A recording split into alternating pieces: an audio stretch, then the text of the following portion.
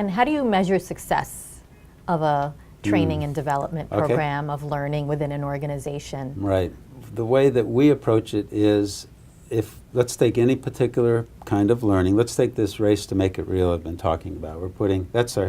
We spend almost a third of our yearly budget on that. Okay, so a very big investment.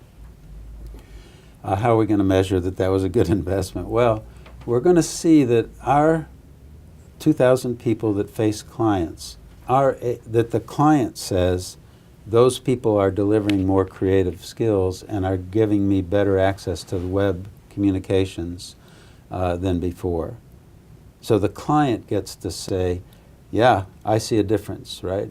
Now, we also measure an internal difference, from managers' perspectives, from the employee's own perspective. Have I learned this, how to do this better, differently?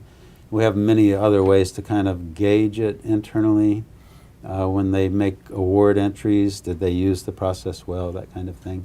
But the bottom line is, has the external client receiving your service, your purpose, seen a difference?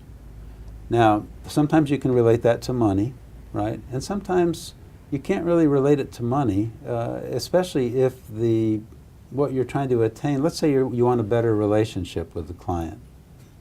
Now, you expect that to result in money eventually, right?